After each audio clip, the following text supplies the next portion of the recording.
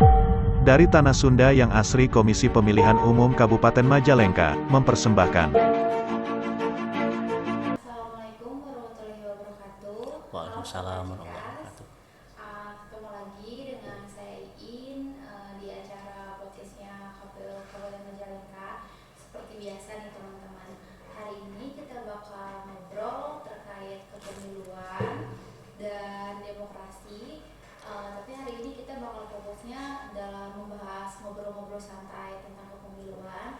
Dan saya ini juga saya nggak sendiri, tapi di sini saya juga sudah bersama narasumber kita hari ini. Beliau merupakan anggota KPU Kabupaten Majalengka nih, yang berbeda ya. Ada yang berbeda juga kan, biasanya kalau podcast tuh narasumbernya tuh dari luar, biasanya kalau ada tamu-tamu juga. Tapi kalau sekarang kita bakal ngebahas terkait divisi Sosdikli dan Farmas. Dan hari ini juga saya sudah bersama dengan Ketua Divisi Sosdikli dan Farmas.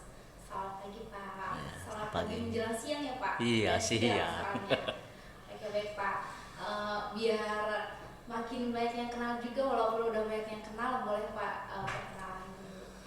Terima kasih. Assalamualaikum warahmatullahi wabarakatuh.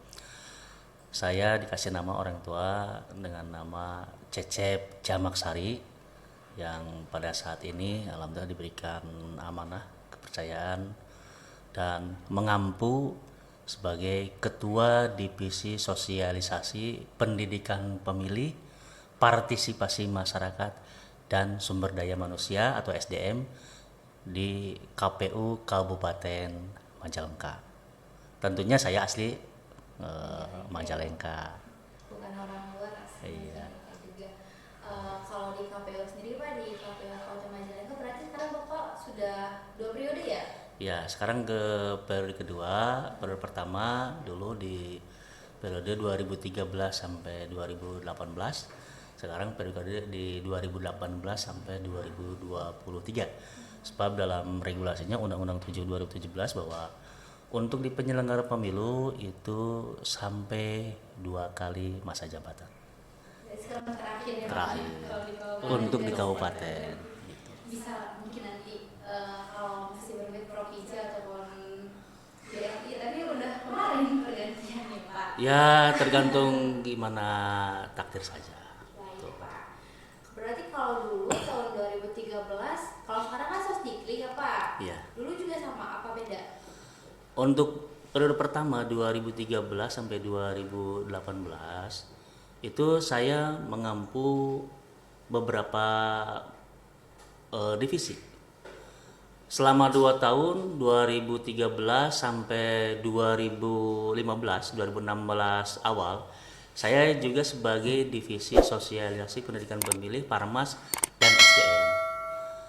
Lalu 2016 sampai dengan 2018 itu saya berpindah divisi, mengampu divisi data dan informasi dan divisi teknis penyelenggaraan. Kebetulan pada saat itu kita ada rolling divisi dari Dipsos Parmas selama 2 tahun, dan tahun ketiga saya pindah menjadi mengampu 2 divisi. Divisi Datin, Data Informasi, dan Divisi Teknis Penyelenggaraan.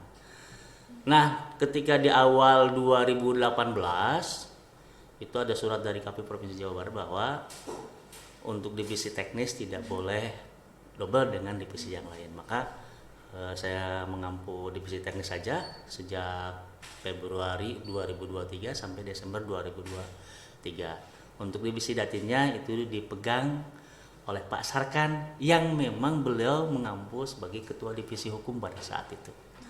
Nah, di periode kedua saya dimegang atau mengampu di Dipsos Parmas SD. Berarti emang walaupun pindah-pindah dan rolling juga, tapi udah berpengalaman juga ya Pak di divisi Sosdikli. Ya, kalau di tataran komisioner KPU bahasa mungkin bukan rolling ya, jadi berbeda dengan di instansi pemerintah ada promosi, mutasi. Kebetulan dalam perpindahan mengampu sebuah divisi itu tentunya hasil dari sebuah rapat pleno dengan pertimbangan kondisi pada saat itu. Jadi tidak bisa ketika misalkan saya sekarang di divisi Sosparmas ingin mengampu, ingin pindah ke divisi yang lain. Karena apa? Keputusan tertinggi itu, paling tertinggi itu di KPU itu hasil rapat pleno. Ketika rapat pleno itu memang tidak menyetujui, itu berarti tidak bisa. Oke, baik Pak. Pengalamannya udah banyak ya Pak. Untuk sekarang kan menjabat sebagai Ketua Divisi Sosdiklik, Parmas, dan SDM Iya. ya Pak. Tapi hari ini kita bakal bahas terkait Sosdiklik dan Parmas terlebih dahulu ya Pak. Karena memang beda PKPU ya Pak untuk dengan SDM. Saya itu berarti pegang sebetulnya dua divisi. Divisi Sosparmas satu ya, dan divisi SDM. Makanya kan di KPU provinsi pun nanti saya berkonsultasinya ke dua kadif provinsi. Jadi berkonsultasi ke kadif provinsi bidang Sosparmas dan berkonsultasi kepada kadif SDM di Provinsi Jawa Barat. Nah, perlu saya sampaikan bahwa ketika pelaksanaan pemilu tahun 2014 di Kabupaten Majalengka, alhamdulillah angka partisipasinya itu di atas target nasional. Itu kemarin di 2014 target nasional minimal 75%. Alhamdulillah di 2014 kita 77,5%.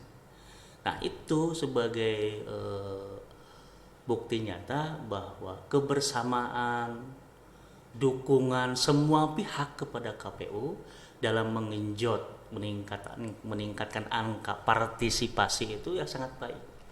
Sebab partisipasi masyarakat tinggi, kesadaran pemilih datang ke TPS menggunakan hak pilihnya itu tidak semata-mata tanggung jawab KPU. Kalau hanya dikerjakan oleh KPU, mungkin jauh dari harapan gitu.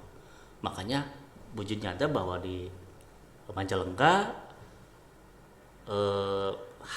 keharmonisan, dukungan, bukti nyata, kolaborasi, koordinasi lintas sektoral dari KPU dengan pihak-pihak yang terkait itu terbukti pada di angka partisipasi tahun 2014 di 77,5%. Begitupun kemarin pelaksanaan 2019 kita alhamdulillah juga bisa melampaui target nasional. Kemarin KPU RI menargetkan bahwa di pemilu 2019 target nasional itu angka parmasnya minimal 77,5%. Nah, di Majalengka kemarin kita di angka 80,4%. Itu pun berarti wujud kerjasama, kolaborasi, koordinasi, dukungan semua pihak. Pemerintah daerah, NGO, teman-teman penyelenggara Bawaslu, Majalengka, dan seluruh unsur lapisan masyarakat, termasuk juga partai politik. Kalau tidak didukung oleh semua stakeholder, baik KPU sebagai penyelenggara pemilu, Bawaslu, pemerintah daerah, NGO juga, partai politik sebagai peserta pemilu, mungkin angka parmasnya tidak bisa memenuhi target nasional. Pak, jadi udah disinggung ya Pak terkait partisipasi masyarakat di Majalengka bahwa saya sudah melampaui batas nasional ya Pak. 2 tahun berarti 2 tahun. 2 kali pemilu. 2 kali selama pemilu ya di Majalengka sendiri. Dan itu merupakan wujud kerja dari KPU dan bukan hanya KPU sendiri, tapi dari seluruh lapisan masyarakat, baik Pemda, NGO dan masyarakatnya sendiri. Termasuk partai politik juga. Termasuk partai politik juga. Oke, baik Pak. Nah, kan kalau tadi udah disinggung juga ya Pak sama Bapak terkait partisipasi masyarakat yang meningkat. Karena sekarang Bapak menjabat sebagai di divisi Sosdiklik dan Parmas, kira-kira sebenarnya apa sih Sosdiklik dan Parmas itu? Seperti apa gitu kan? Kalau kita biasanya dengarnya sosialisasi, partisipasi masyarakat aja. Jadi betul sekali bahwa karena memang KPU sebagai pelaksana undang-undang, sebetulnya kegiatan sosialisasi pendidikan pemilih dan partisipasi masyarakat itu sebagai awal dari keterlibatan semua pihak masyarakat dalam pelaksanaan penyelenggaraan pemilu. Maka ada kegiatan sosialisasi, ada kegiatan pendidikan pemilih, ada kegiatan partisipasi masyarakat. Nah, kalau merujuk pada regulasi yang ada, sosialisasi ini adalah proses penyampaian informasi tentang penyelenggaraan pemilu dan pemilihan. Kepada siapa? Kepada seluruh stakeholder terkait, pemilih, unsur masyarakat lainnya. Jadi proses penyampaian informasi tentang penyelenggaraan pemilu dan pemilihan. Tuh. Apalagi sudah diputuskan untuk pelaksanaan pemilu serentak 2024 nanti itu pada hari Rabu tanggal 14 Februari 2024. Kalau pendidikan pemilih yaitu proses penyampaian informasi tentang penyelenggaraan pemilu dan pemilihan yang berkaitan pada tugas dan wewenang KPU, tugas wewenang KPU provinsi, tugas wewenang KPU kabupaten kota kepada masyarakat. Itu pendidikan pemilih. Misalkan untuk KPU Kabupaten Majalengka tugasnya apa dalam pelaksanaan penyelenggaraan pemilunya di level kabupaten. Kalau partisipasi masyarakat itu subjeknya adalah masyarakat berhak ikut serta loh, berperan aktif dalam pelaksanaan pemilu dan pemilihan ini. Itu. Jadi harus ada, jangan sampai, makanya kan kita tidak sepakat dan mungkin apabila ada memang saudara-saudara kita yang masih mempunyai pemahaman tidak menggunakan hak pilih adalah pilihan terbaik, salah. Golput ya. Atau golput. Kami tidak sepakat ada golput. Karena apa? Memilih ini adalah hak asasi manusia lah. Jadi setiap pemilih itu punya dua hak memilih dan hak dipilih. Makanya bentuk dari partisipasi masyarakat adalah berperan aktif, seluruh lapisan masyarakat berperan aktif ikut serta dalam penyelenggaraan pemilu dan pemilihan. Itu. Nah, bentuk partisipasi masyarakat itu yang pertama bisa jadi penyelenggara pemilu. Penyelenggara pemilu kan ada 3, ada KPU, ada Bawaslu, ada DKPP. Kalau KPU dan Bawaslu itu ada di berbagai tingkatan, kalau tingkat nasional ada KPU, ada Bawaslu RI. Kalau tingkat provinsi ada KPU provinsi, ada Bawaslu provinsi. Kalau tingkat kabupaten ada KPU kabupaten, Bawaslu kabupaten. Tingkat kecamatan ada PPK, ada Panwascam. Tingkat PPS, tingkat desa ada PPS, ada PKD, dan tingkatan TPS ada KPPS, ada pengawas TPS. Jadi kita masyarakat bisa terlibat menjadi bagian dari penyelenggara pemilu. Itu bentuk Parmas yang pertama. Yang kedua, bentuk partisipasi masyarakat bisa masyarakat menjadi peserta pemilu. Peserta pemilu itu bisa menjadi calon presiden, wakil presiden, bisa menjadi calon anggota DPD, Dewan Perwakilan Daerah, bisa menjadi calon legislatif, baik DPR RI, DPRD kabupaten, DPRD provinsi ataupun DPRD kabupaten. Jadi peserta masyarakat bisa jadi nyalon presiden, DPD, DPR pusat atau DPR RI, DPRD provinsi dan DPRD kabupaten. Keterlibatan yang berikutnya masyarakat bisa jadi lembaga survei. Biasa kan di kita kan ada lembaga survei kan, lembaga survei elektabilitas seorang atau partai gitu, dengan menggunakan misalkan membuat quickcount gitu, atau lembaga pemantau gitu kan, memantau kegiatan pelaksanaan pemilu di semua tingkatan. Itu salah satu bentuk dari partisipasi masyarakat. Saling berhubungan ya Pak antara Sosdikri dan Parmas sendiri. Iya, itu. Menarik ya Pak. Tadi udah jelas banget, kalau menurut saya udah detail banget Sosdiklik dan Parmas.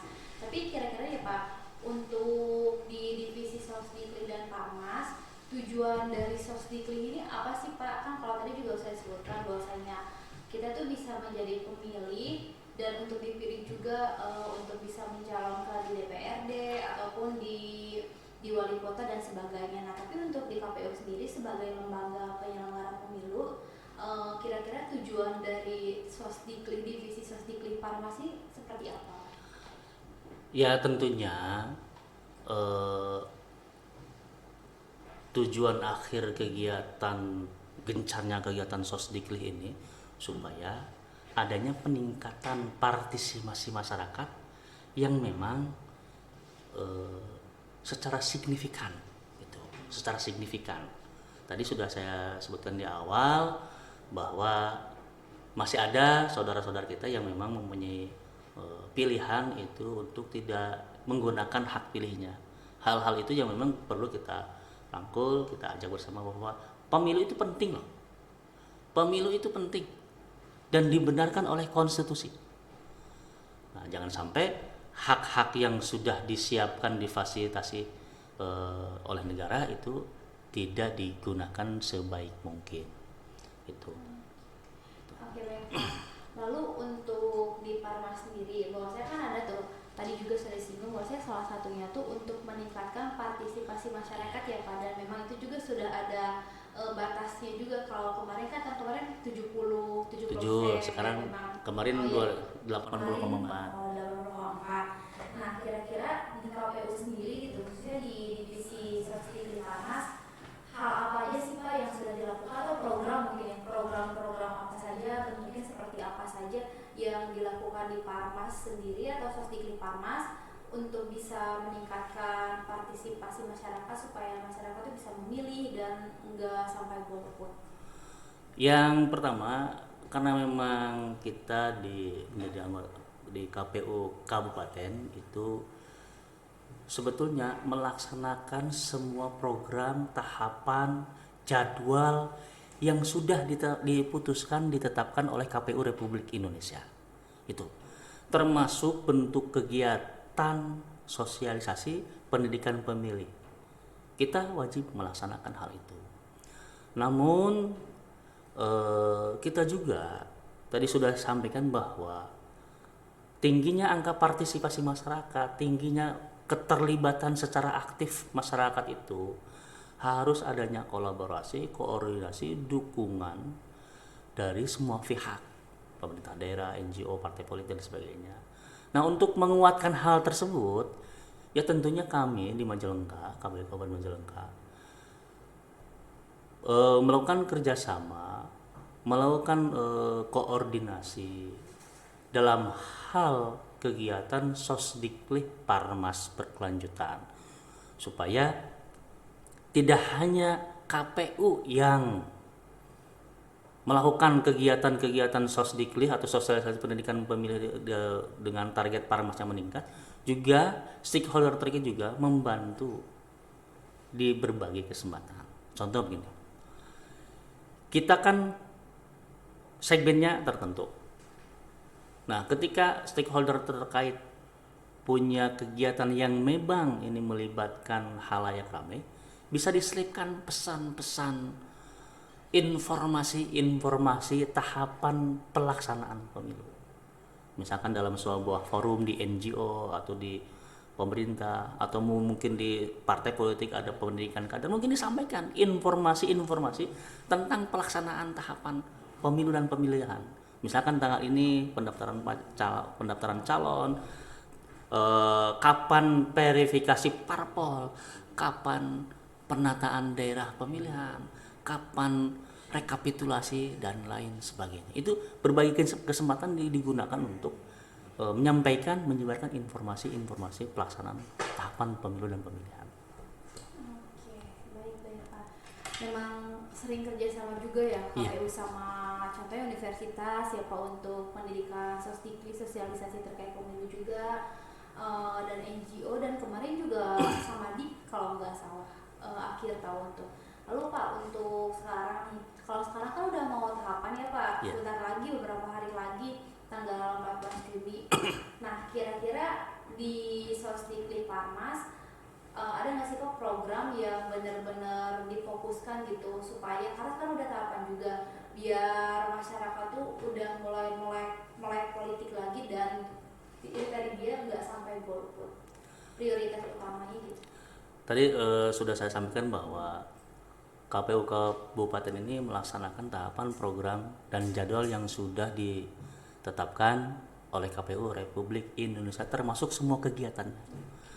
Nah, dalam hal kegiatan Sosdikli Parmas, tentunya kami akan melaksanakan program-program yang sudah ditetapkan oleh KPU Republik Indonesia. Di antaranya adalah sasaran dari Sosdikli Parmas dalam hal peningkatan partisipasi masyarakat oleh KPU itu ya, yang pertama adalah pemilih yang punya basis pertama berbasis pemilih pemula, pemilih muda, pemilih perempuan, pemilih penyandang disabilitas atau kebutuhan khusus, kelompok marginal, komunitas, kelompok keagamaan atau netizen.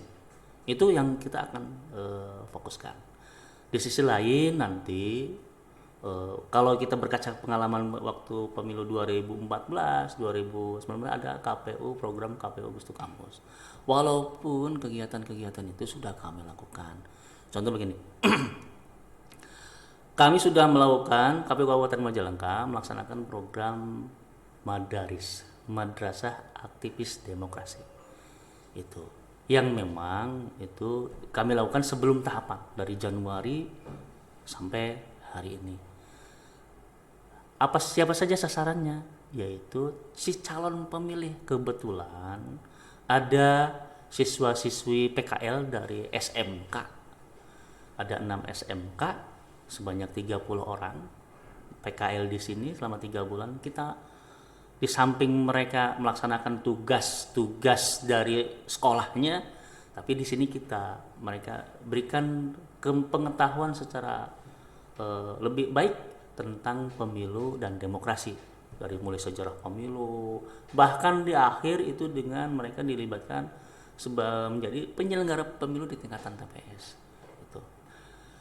Nah, di samping pemilih yang berbasis yang tadi saya sebutkan, pemilih pemula, pemilih muda, pemilih perempuan, pemilih disabilitas, pemilih kelompok marginal, keagamaan, netizen, kita juga sasarannya ke masyarakat langsung. Misalkan ketika ada kesempatan-kesempatan yang baik, NGO mengundang, kita sampaikan di sela-sela itu. Jadi kita tak henti-hentinya untuk menyampaikan informasi-informasi ke pemiluan. Juga dengan media massa. Karena sekarang itu kan media massa sangat hebat, bisa mempengaruhi masyarakat. Apalagi kan sumber, kita tidak pungkiri lagi, informasi itu kan ada yang benar-benar sebuah informasi, ada yang memang informasinya informasi hoax. Informasi bohong lah, informasi hoax. Hal-hal itu yang memang perlu ini. Juga kita melakukan sosialisasi kepada peserta pemilu. Pemilu yang kemarin maksudnya, pemilu 2014, bahkan kita juga berkunjung bersilaturahmi kepada calon peserta pemilu 2024, partai politik. Gitu. Nah, karena memang semua partai politik harus mendaftar ulang ke KPU. Dan juga kita berkoordinasi bekerjasama dengan sesama penyelenggara yaitu Bawaslu. Itu mungkin Neng. Banyak ya Pak programnya. Sosdikli Parmas kayak paling banyak juga programnya. Ya, kalau tidak didukung oleh semua pihak, tidak hanya di KPU, ya kita akan keteteran. Baik Pak. Jadi juga menurut saya udah jelas, menurut saya tadi udah banyak banget, dan untuk saya sendiri dan mungkin teman-teman juga bisa tadi kita ingat-ingat lagi bahwa saya di Sosdikli Parmas nih banyak banget programnya dan sudah banyak juga yang dikerjakan sebelum tahapan pada tahun kemarin di tahun 2021, seperti ke masyarakat juga ada DP3 ya Pak. Iya. Terus ada Madaris juga buat anak-anak PKL yang bertujuan supaya mereka nanti di tahun 2024 ketika mereka memiliki hak pilih bisa menggunakan hak pilihnya dengan baik juga. Lalu untuk partisipasi masyarakat juga berkaca dari 2 kali selama pemilu di Kabupaten Majalengka sendiri sudah melampaui batas ya Iya. Pak. Melampaui target nasional. Target nasional ya Pak. Ya baik Pak. Kayaknya kalau kalau sepertinya keterusan nggak akan selesai ya Pak. Ini coba nih yang terakhir ya Pak. Kira-kira untuk di divisi Sosdik Liparma sendiri, karena sekarang sudah mulai tahapan juga, nah apa sih harapannya dan apa aja target di divisi Sosdik Liparmas dalam menghadapi tahapan bahkan untuk pemilu nanti secara serentak tahun 2024? Yang pertama yang sudah dilakukan dan yang pasti akan dilakukan itu, kita yang semua pegawai, tidak hanya komisioner saja, semua pegawai dari mulai komisioner, pejabat struktural, staf dan PPN itu, kita harus tahu dan paham betul tentang tahapan pemilu dan pemilihan 2024. Kenapa?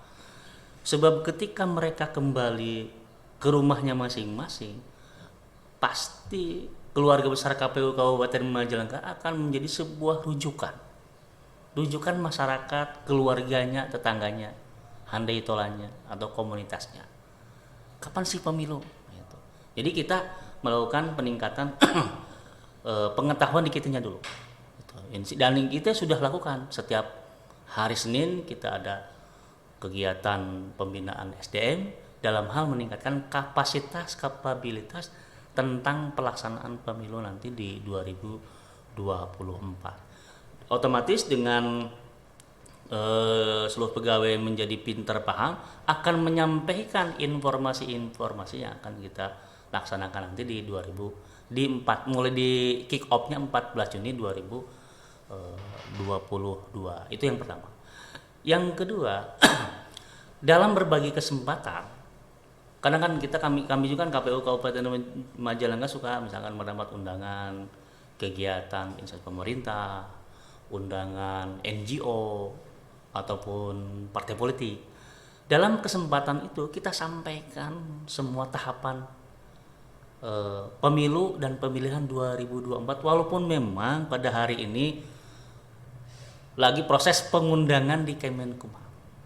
Itu berdasarkan informasi dari KPU RI bahwa draft regulasi rancangan PKPU sudah ada di Kementerian Hukum dan HAM Republik Indonesia. Tinggal di nomoran, dikasih nomor. Nah, saya juga sudah menyampaikan bahwa kita bekerja dengan media juga, bahwa kita juga pernah talk show di radio. Kita sampaikan di radio ataupun di kegiatan-kegiatan media ataupun kegiatan-kegiatan lainnya. Itu pun bentuknya bisa secara langsung ataupun tidak langsung. Bahkan kita juga melayani, karena memang kan KPU ini bersifat pelayanan kan. Makanya tagline KPU itu adalah KPU melayani.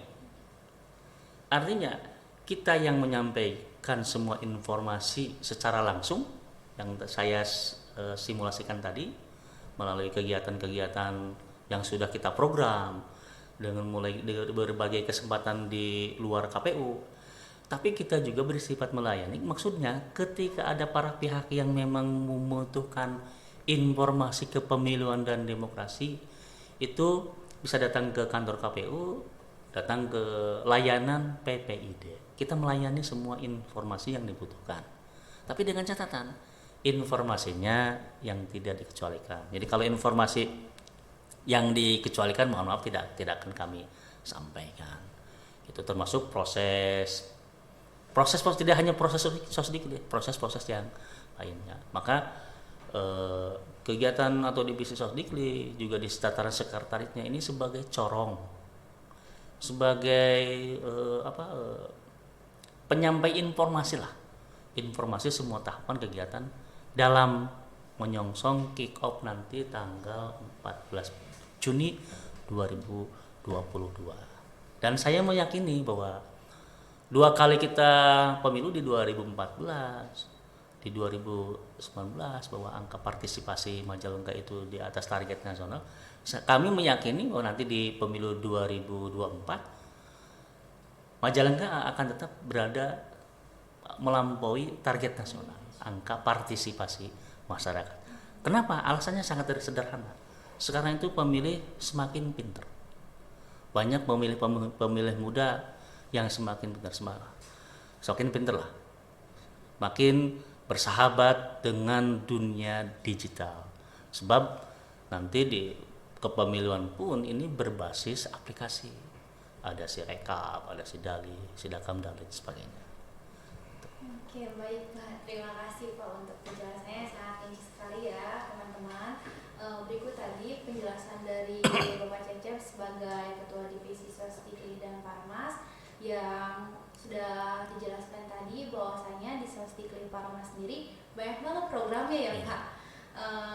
Dan kita juga aktif di media sosial ya Pak. Itu juga di bawah naungan Sosdikli Parmas. Nah, buat teman-teman juga jangan lupa follow dan ikuti akun media sosial kita, baik di YouTube, sekarang di YouTube, nanti di Instagram, di Twitter, Facebook, dan kita juga punya TikTok ya Pak ya. Oh iya.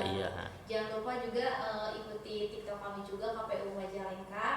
Nah, baik teman-teman, karena sudah sore juga dan pembahasannya juga tadi udah rinci banget dijelaskan sama Pak Cecep terkait Sosdikli dan Parmas. Sekian, saya pamit undur diri. Sebelumnya saya ucapkan terima kasih juga buat Pak Cecep yang telah meluangkan waktunya ya Pak, dengan kesibukan terus sekarang juga udah mau tahapan juga ya Pak. Ya, oke, baik itu ya. Buat teman-teman juga jangan lupa buat subscribe akun YouTube kami juga, KPU Majalengka CK. Sekian, terima kasih. Bila taufiq wal hidayah. Wassalamualaikum warahmatullahi wabarakatuh. Waalaikumsalam warahmatullahi wabarakatuh. Jangan lupa buat subscribe, like, dan komen YouTube kami. Oh iya, satu lagi, jangan lupa juga buat follow dan ikuti media sosial seluruh KPU Kabupaten Majalengka. Dadah, see you.